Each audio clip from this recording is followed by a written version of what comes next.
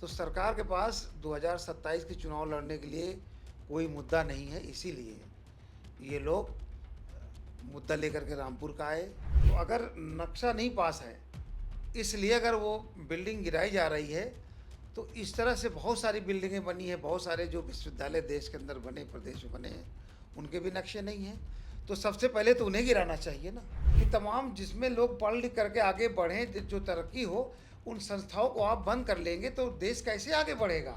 यहाँ की जनता वैसी जैसे नेता को नहीं मानती, यहाँ का मुसलमान वैसी को अच्छी तरह भली भांति समझ चुका है कि वैसी भारतीय जनता पार्टी के बी टीम के नेता हैं, जो बीजेपी मुसलमानों वोट को डिवाइड करने के लिए उनको खड़ा कहती, वही वो ऐसी साहब करते हैं। इतनी छीछर इधर सरकार की हो रही, जाने क्या धर्मेंद्र प्रधान में ऐसे लाल छुपे हैं जो सरकार उनसे इस्तीफा नहीं ले रही। 4 PM न्यूज नेटवर्क में आप सभी का स्वागत है। मैं हूं क्षितिज कांत। उत्तर प्रदेश की राजधानी से लेकर के देश की राजधानी तक इस समय जो राजनीति है काफ़ी गर्म है, काफ़ी चीज़ों पर चर्चा हो रही है। चाहे वो सोनम वांगचुक को जंतर मंतर से मंच से उठा ले जाने की बात हो, चाहे रामपुर में जौहर विश्वविद्यालय को गिराने की बात हो, और चाहे हनुमानगढ़ी के बाहर नमाज पढ़ने की बात हो। तमाम मुद्दे हैं जिस पर लगातार चर्चा है। और इसी बीच में एक चर्चा और भी है कि बहुत जल्द पीडीए यात्रा शुरू होने वाली है। सपा सुप्रीमो अखिलेश यादव मैदान में होंगे। हमारे साथ इस समय तमाम मुद्दों पर बात करने के लिए पसमानदा मुस्लिम समाज के राष्ट्रीय अध्यक्ष अनीस मंसूरी जी हम बात करेंगे। अनीस जी, जौहर विश्वविद्यालय पर इस समय प्रशासन की नज़र है। वहाँ के छात्र अनशन पर बैठ गए हैं, धरना दे रहे हैं, कह रहे हैं कि आखिरकार विश्वविद्यालय से क्या दुश्मनी है। विश्वविद्यालय से तमाम छात्र देश के भविष्य उज्जवल करने के लिए निकलते हैं। क्या विश्वविद्यालय पर इस तरीके की कार्रवाई होनी चाहिए? क्या सोचते हैं? देखिए, वहाँ पर रामपुर में और जौहर मोहम्मद अली जौहर यूनिवर्सिटी पे जितनी भी अब तक कार्रवाइयाँ हुई हैं, वो सब बदले की भावना से हुई है। आजम खां साहब एक बेबाक नेता थे और उनकी तमाम बेबाकियां भारतीय जनता पार्टी ने महसूस करके और धीरे धीरे करके उनके कद को कम करने के लिए, और जौहर अली मोहम्मद अली जौहर जो यूनिवर्सिटी बनी है, वो एक ऐतिहासिक यूनिवर्सिटी बनी है। उसमें लगभग 3000 से ज़्यादा बच्चे इस वक्त तालीम ले रहे हैं। मेरा मतलब ये है कि ये जो अभी मुद्दा आया, अचानक ये मुद्दा आया, जो अयोध्या के अंदर राम मंदिर के चंदा चोरी का मसला है, वो बड़े पैमाने पर फैलता जा रहा है और देश से विदेश तक पहुंच गया है, और ये नेशनल नहीं इंटरनेशनल मुद्दा बन चुका है। ऐसे में वहाँ पर सरकार की बड़ी थू-थू हो रही है, क्योंकि वहाँ जो भी चोरी हुई है और चोरों के खिलाफ सख्त कार्रवाई सरकार की ना करना, उसमें छोटे छोटे जो लोग हैं कर्मचारी, उनको फंसा करके और बड़ी मछली को वो जाल से बाहर निकालने के जो तरकीब कर रहे हैं, इससे तमाम जो श्रद्धालु हैं वो आहत हैं और सरकार लगातार विफल है। और सरकार की जो पॉलिसी है वो ठप है डेवलपमेंट की। तो सरकार के पास 2027 के चुनाव लड़ने के लिए कोई मुद्दा नहीं है, इसीलिए ये लोग मुद्दा लेकर के रामपुर का आए और उसमें अननेसेसरी बेमतलब का, उसमें अगर इन्होंने ये कहा कि उसका नक्शा नहीं पास है, तो लखनऊ में भी एनडीए के अध्यक्ष ने कहा, उपाध्यक्ष ने कहा, प्रथमेश कुमार ने, कि लखनऊ में भी लगभग 94% भवनों का नक्शा नहीं पास है। तो अगर नक्शा नहीं पास है, इसलिए अगर वो बिल्डिंग गिराई जा रही है, तो इस तरह से बहुत सारी बिल्डिंगें बनी हैं, बहुत सारे जो विश्वविद्यालय देश के अंदर बने, प्रदेश में बने हैं, उनके भी नक्शे नहीं हैं। तो सबसे पहले तो उन्हें गिराना चाहिए ना, जो पहले से जिन नक्शा नहीं पास कराया, उनको आपने नोटिस तक नहीं दिया, उनके खिलाफ कोई कार्रवाई नहीं की। आप सिर्फ रामपुर के मोहम्मद अली जौहर यूनिवर्सिटी के पीछे पड़े हुए, क्योंकि आपका जो हमेशा जो रवैया थी, वो मुसलमान तालीम ना लेने पाए, दलित पिछड़े तालीम ना लेने पाए, तो उनको शिक्षा से दूर रखने के लिए आपने तमाम देश के अंदर लाखों आपने प्राइमरी स्कूल बंद कर दिए, तमाम शिक्षण संस्थाओं को बंद कर दिया। आप चाहते क्या हैं, मेरी समझ में नहीं आता कि तमाम जिसमें लोग पढ़ लिख करके आगे बढ़ें, जो तरक्की हो, उन संस्थाओं को आप बंद कर लेंगे तो देश कैसे आगे बढ़ेगा। मैं बताता चलूं कि अभी इससे पहले 1997 में हरियाणा के अंदर, अभी आपने हालिया सुना होगा, 1997 हरियाणा के अंदर जावेद अहमद सिद्दीकी साहब जो वाइस चांसलर थे, और उनका उनका यूनिवर्सिटी थी, उसको उन्होंने बंद कर दिया। अल-फलाह यूनिवर्सिटी को बंद किया, उसमें तमाम आरोप लगा के उसको बंद कर दिया। 2006 में आज़म खान साहब ने मोहम्मद अली जौहर यूनिवर्सिटी की बुनियाद रखी, आप उसको भी पूरी तरह से बंद करने पे आमादा हैं। मेघालय में जिला रिभाई में university of science and technology college खुला और आपने उसको भी बंद कर दिया, और उसके मालिक आज वो जमानत से बाहर हैं। आपने 2011 में सहारनपुर यूनिवर्सिटी में इकबाल अहमद साहब ने ग्लोबल यूनिवर्सिटी खोला, एक बहुत शानदार यूनिवर्सिटी खोला जिसमें हज़ारों बच्चे शिक्षा लेकर के और आगे बढ़ते, उसमें हिंदू और मुसलमान की बात ही नहीं थी। लेकिन आपने उसको भी, उनको भी परेशान करके तमाम आरोप लगा के उसको भी बंद कर दिया आपने, और वो भी आज जेल के अंदर है, कभी बाहर आते हैं। तो जो मुसलमानों की ये 4 यूनिवर्सिटियाँ बड़ी बड़ी जो बनी, आपने उसको बंद कर दिया, कुछ न कुछ आरोप लगा के बंद कर दिया। और दूसरी बात यह है कि जम्मू कश्मीर में अभी हाल में आपने सुना कि जिस तरीके से इसी साल 2026 में वहाँ पर 50 सीट में 42 सीटों पर मुसलमान बच्चे MBBS में सेलेक्ट हो गए, तो आपने पूरा मेडिकल कॉलेज ही बंद कर दिया। ये क्या सरकार, केंद्र और प्रदेश सरकार क्या मैसेज देना चाहती है?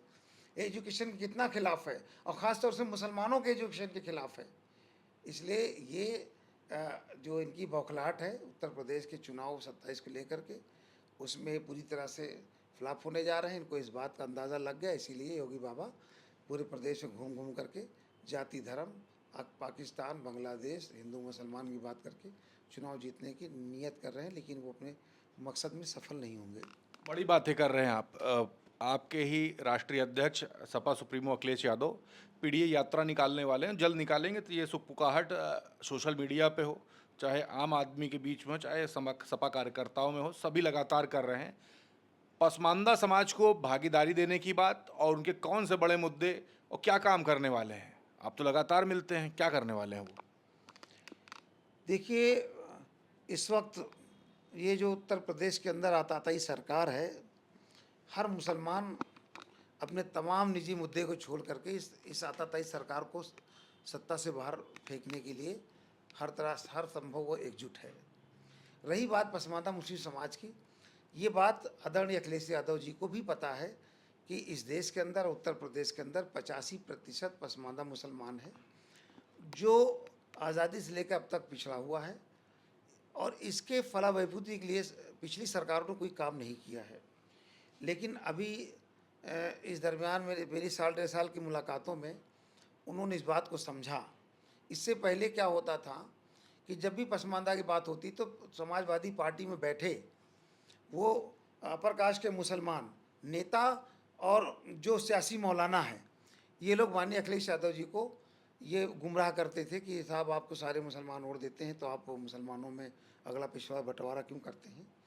इस तरीके से चीज़ें हुई, और लगातार समाजवादी पार्टी 2012 में जिस तरीके से सारे पसमानदा समाज ने वोट दिया था, तो लगातार हम 4 चुनाव हारे। लेकिन 2024 में ही पसमानदा समाज को उन्होंने सम्मान दिया, और 2024 में एक अच्छी जीत उन्होंने हासिल किया, और उम्मीद है कि 2027 में पसमानदा मुस्लिम समाज हर संभव समाजवादी पार्टी के नेता की मदद करेगा, और हर ज़िले में, हर विधानसभा में, हर ब्लॉक में पसमानदा समाज की सेना समाजवादी पार्टी के प्रत्याशियों को जिताने के लिए पुरजोर कोशिश करेगी। एक बयान स्वामी सच्चिदानंद का काफ़ी वायरल है, मथुरा जाने वाले हैं, और बात ये हो रही कि वो कार सेवक के तरीके से कार्य करने जा रहे हैं। जिस तरीके से बाबरी मस्जिद का विध्वंस हुआ, मथुरा में जो विवादित मस्जिद है जिसका केस न्यायालय में चल रहा है, वहाँ पर ये खुद जा रहे विध्वंस करने। 9 तारीख की डेट दी है, कैसे देख रहे हैं इसको? और ये माहौल जब चुनाव आने वाला होता है उससे 6 महीने पहले इस तरीके का माहौल क्यों बनाया जाता है? देखिए, जो एक स्वामी सच्चिदानंद, मैंने पहली बार नाम सुना, एक डिबेट में था, उसमें आए, और ये जाने कहाँ से इनका कभी नाम उम तो हमने सुना नहीं, ना ज़्यादा तो लोगों से पूछा तो लोग बता भी नहीं पाए कि ये कौन से संत हैं। ये बरसाती मेढक की तरह इस वक्त पीला और गेरुआ रंग पहन के तमाम साधु संत, ये सारे के सारे अपराधी बदमाश हैं, ये गुंडे हैं, ये देश के अंदर अराजकता फैला रहे हैं और देश के भारतीय संविधान को कुचलने की कोशिश कर रहे हैं। ये साधु के वेश में हैं, ये भारतीय जनता पार्टी और आरएसएस के एजेंट हैं। ऐसे लोगों से सावधान रहना पड़ेगा। टीवी डिबेट पे आकर के तमाम अनर्गल बयानबाजी करके देश का माहौल ख़राब करते हैं, और इसी तरीके से क्षेत्रों में जा कर के तमाम लोगों को उकसा करके भारतीय जनता पार्टी, आरएसएस और हिंदू संगठनों के इशारे पे ये लोग काम कर रहे हैं। जो सच्चा साधु है, सच में साधु है, वो इन सब चीज़ों से बहुत दूर है और इस पचड़े में पड़ना भी नहीं चाहता। और वो साधु है, उसके लिए देश के अंदर इंसान का पार्ट, इंसानियत का पार्ट ज़रूरी है। इसलिए ये तमाम फटेह नेता ये आ रहे हैं, फटेह साधु आ रहे हैं, इनकी कोई बिसात, इनकी कोई औकात, इन्हें कोई जानता नहीं है। ये बरसाती मेढक की तरह, इन्हें जाने के क्यों चैनल वाले बुला के इतना वजन देते हैं, मेरी समझ में नहीं आता। योगी जी का तो वजन मानते हैं। योगी जी ने मंच से कहा कि हनुमानगढ़ी के बाहर नमाज पढ़ी गई थी और सीधा सीधा समाजवादी पार्टी को टारगेट किया। अखिलेश यादव राम मंदिर को लेकर के खुल के बोल रहे हैं, ट्वीट कर रहे हैं, सब कुछ एक्सपोज किए दे रहे हैं। और इसके बाद अभिमुक्तेश्वरानंद जी महाराज की अगर बात करें, शंकराचार्य हैं, उन्होंने कहा कि सिद्ध करके दिखा दो। और उसके बाद ब्रजभूषण सरला सिंह की बात करें, भारतीय जनता पार्टी में ही पूर्व सांसद रहे, काफ़ी कद्दावर नेता, वो भी टारगेट कर रहे हैं। तो क्या वाकई में कभी नमाज पढ़ी गई थी हनुमानगढ़ी के बाहर? देखिए, ये सब अफवाह है, और ये इसका उत्तर योगी जी की बात को आप अफवाह मान रहे नहीं, हाँ, ये अफवाह फैलाते हैं। योगी आदित्यनाथ जी के पास कोई डेटा नहीं है। ये आजकल पूरे प्रदेश के अंदर 2000 चुनाव में पीडीए की कामयाबी को लेकर के इनके अंदर बड़ी बौखलाहट है।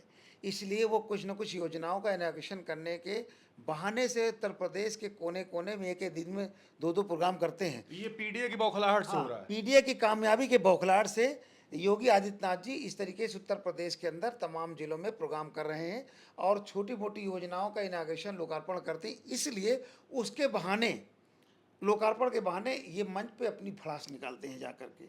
ये मंच के अंदर नफरती बातें, जहरीली बातें करते हैं, बेबुनियादी बातें होती जिसका कोई उनके पास बुनियादी प्रूफ नहीं होता है। अब जैसे हनुमानगढ़ी की बात की, मैं तो नहीं बोलूँगा, मैं तो एक मुस्लिम नेता हूँ, मुझे ज़्यादा धर्म के बारे में बोलना भी नहीं चाहिए, किसी का आस्था का मामला है। लेकिन एक योगी जो अपने आप को कहते हैं तथाकथित योगी हैं, ये तथाकथित योगी जी जो बात ये कहते हैं जनता के बीच में, आजकल नौजवान 1 मिनट में गूगल पे सर्च कर लेता है कब क्या हुआ था, वो जान लेता है, और बाद में वो बैठ कर के हंसी मजाक आपस में उड़ाते हैं कि इनके पास कोई डेटा नहीं है, मुँह से कुछ भी बोल देते, इन्हें तो केवल मुसलमानों को गाली देना है। उनके पूर्वजों को गाली दे करके एक हिस्सा जो हिंदू समाज का, उसको खुश करके वोट लेना चाहते हैं, इनका ये मकसद होता है। जब ब्रजभूषण सिंह जी ने कह दिया, वो तो बिल्कुल अयोध्या के पास के हैं और वहाँ के वातावरण वगैरह में उनको पुरखे से लोग जानते हैं वहाँ। जब उन्होंने ये बात बड़ी मजबूती से कह दिया कि यहाँ पर कभी नमाज पढ़ी ही नहीं गई, वो भारतीय जनता पार्टी के नेता, उनके लड़के सांसद हैं, वो भी सांसद रहे हैं और अभी बीजेपी में है, और जब वो ये बात कह दी है तो अब तो इसमें मेरे कहने के लिए कुछ गुंजाइश बचा ही नहीं कि नमाज होती थी या नहीं होती थी। उन्होंने तो यहाँ तक भी कहा कि आज भी वहाँ पत्थर लगा हुआ है, जो वो हनुमान जो जहाँ की बात कर रहे हैं उस जगह को एक बाराबंकी के एक मुस्लिम नवाब ने कराया था। यहाँ तक कि उन्होंने सिंह साहब ने ये बात कह दी, तो अब तो कुछ मेरे कहने के लिए उस हनुमान के गढ़ी के मामले में कुछ कहने को बचा ही नहीं है। चलिए, बड़ा बैलेंस कर रहे हैं। लेकिन असदुद्दीन ओवैसी यूपी की राजनीति में उतर आए हैं। तीसरी बार उन्होंने सभा की है, चर्चा में है, और कहा जा रहा है कि इस बार असदुद्दीन ओवैसी जो समाजवादी पार्टी का मुस्लिम वोट बैंक है उसमें बड़ी सेंधमारी करने जा रहे हैं। और लगातार वो इस पर लगे हुए हैं कि जो अपना वोट है, ऑल इंडिया मजलिस इत्तेहादुल मुस्लिमीन का जो वोट है, उसको कैच कर सके। तो बड़ा नुकसान होगा समाजवादी पार्टी का, कैसे बैलेंस करेंगे? कुछ नहीं होने वाला है। ये ओवैसी साहब ये आज कोशिश नहीं कर रहे हैं, ये पिछले 12 सालों से लगातार चुनाव से पहले यही सब बातें करते हैं। 12 और सालों से लगे हुए हैं, इस बार सक्सेसफुल हो गए तो फिर से नुकसान हो जाएगा। अभी 11 साल तो 11 साल तो कामयाब नहीं हो पाए वो। और ये उत्तर प्रदेश की जनता है, यहाँ की जनता वैसी जैसे नेता को नहीं मानती, यहाँ का मुसलमान वैसी को अच्छी तरह भली भांति समझ चुका है कि वैसी भारतीय जनता पार्टी के बी टीम के नेता हैं, वो बी टीम है। और जो बीजेपी मुसलमानों को वोट को डिवाइड करने के लिए उनको खड़ा कहती, वही वो ऐसी साहब करते हैं। और वो बेमतलब का मुसलमानों के पक्ष में घड़ियाली आंसू बहा करके मुसलमानों को खुश करना चाहते हैं। मुसलमान इस बात को समझ गया है कि ओवैसी साहब वो शख्स है जो बीजेपी की सरकार बनाने में उनकी अहम भूमिका है। इसलिए उत्तर प्रदेश का मुसलमान आने वाले 2027 के विधानसभा चुनाव में पीडीए माननीय अखिलेश यादव समाजवादी पार्टी को वोट देगा। माननीय अखिलेश यादव जी को अपना नेता मानता है और इसके अलावा वो कहीं जाने वाला नहीं। चाहे वो मायावती जी कितना भी बीजेपी के इशारे से मुसलमान प्रत्याशी हर विधानसभा में खड़ा कर दे तब भी कोई फर्क पड़ने वाला नहीं है, और वो वैसी साफ कर दें तब भी कोई फर्क पड़ने वाला नहीं है। इनके दोनों लोगों की सारे पूरे प्रदेश के अंदर सभी सीटों पर जमानतें जब्त होंगी। एक आखिरी सवाल कर ले, दिल्ली की राजनीति में बड़ी हलचल है। जंतर मंतर पर सोनम वांगचुक को वहाँ से पुलिस उठा ले जाती है अस्पताल में इलाज करवाने के लिए। उसके बाद सीजेपी के जो संस्थापक हैं अभिजीत दीपिके, वो कह देते कि अब वो अनशन पर बैठेंगे। पहले धर्मेंद्र प्रधान के इस्तीफे की मांग हो रही थी, अब प्रधानमंत्री नरेंद्र मोदी के इस्तीफे की मांग हो रही है। और देश भर का जो नागरिक है वो लगातार वहाँ जाने की बात कर रहा है। कई जगह पे कई संगठनें समर्थन करने की बात कर रही हैं। और अब जो संसद सत्र है वो शुरू होने जा रहा है। दिल्ली में मार्च होगी जंतर मंतर से संसद भवन की तक। कैसे देख रहे हैं? और हर बार जब ऐसा हुआ है तो कुछ बड़ा बवाल देखने को मिला है पूरे अंतर्राष्ट्रीय मीडिया तक में। देखिए, जो वांगचुक का जो अनशन है वो किसी हद तक इस देश के नौजवानों और छात्रों के हित का अनशन है। वो उनका कोई अपना पर्सनल मसला नहीं है। बराबर पेपर लीक हो रहे हैं, कौन जिम्मेदार है? 60 बड़े कंपटीशन के पेपर लीक हुए और सरकार के कान में जू नहीं रहेंगी। उस पर चर्चा करनी चाहिए, और चर्चा करते हैं सरकार कहाँ पर? हिंदू मुसलमान पे, बांग्लादेश पाकिस्तान पे। तो जो वहाँ पर वांगचुक का अनशन है उसका इतना अपार समर्थन है पूरे देश के अंदर, यहाँ तक कि फिल्मी सिटी के लोग भी जो कभी नहीं बोलते थे आज वो भी उनके पक्ष में उतर आए हैं। और इतनी छीछर इधर सरकार की हो रही, जाने क्या धर्मेंद्र प्रधान में ऐसे लाल छुपे हैं जो सरकार उनसे इस्तीफा नहीं ले रही, सरकार उनसे इस्तीफा नहीं मांग रही, तो नैतिकता के आधार पर धर्मेंद्र प्रधान को भी इतना छीछर इधर के बाद इस्तीफा दे देना चाहिए। वो भी बेशर्मी अख्तियार किए बैठे हुए हैं। और तीसरी बात यह है कि जो संसद सत्र जो चलने वाला है कल से, इस सत्र में सच में भारतीय जनता पार्टी की एक प्लानिंग है। वो one election, one nation one election, हाँ, वन नेशन वन इलेक्शन और डिमोलिटेशन की बात को फोकस करने की पूरी तैयारी है। इसीलिए उन्होंने इससे पहले कलकत्ता से पश्चिम बंगाल से लेकर के महाराष्ट्र तक, साउथ से लेकर के उत्तर प्रदेश तक तमाम सांसदों को तोड़ के टटोलना शुरू कर दिया है। तो कलकत्ता के सांसद तो शुरुआत में सस्ते बिके, उन्हें कम जब ज़रूरत थी धीरे धीरे शुरुआत किया तो वो तो सस्ते में बिक गए। वहाँ के 20 सांसदों को बड़ा पछतावा है कि महाराष्ट्र के सांसदों को 500-500 करोड़ दिया गया, हमें तो बहुत कम दिया गया। लेकिन फिर भी सोचते हैं कि हम करें क्या, आप तो हम ना राम के हुए ना रहीम के हुए, ना धोबी कुत्ता घर का ना घाट का। इसलिए वो कम पाके भी चुपचाप शांति से बैठे हुए हैं। और ये जो 363 का आंकड़ा छूने के लिए बीजेपी भरपूर कोशिश कर रही है कि सांसद चाहे 1000 करोड़ मिले, अब उनके पास चंद सांसद की कमी है, वो पूरी तरह से खरीदने में लगे हुए हैं। और ये जो चंदा चोरी का पैसा भी कहीं ना कहीं जो जा रहा है वो सरकार कहीं ना कहीं इसमें मुलविस है। ये इतना बड़ा जो चंदा चोरी का घोटाला हुआ है इसमें सरकार भी कहीं ना कहीं जिम्मेदार है, क्योंकि जब प्रधानमंत्री जी उद्घाटन करते हैं, सारे सब कुछ करते हैं, सब वहाँ बिना उनके कुछ होता नहीं है, तो चोरी भी कहीं ना कहीं उनके किसी लोगों के इशारे पे हुई होगी। वो पैसा, बाकी सरकार जो अडानी का अंबानी का पैसा, ये सब पैसा केवल इस वक्त सांसद को परचेस करने में, खरीदारी में लगा हुआ है।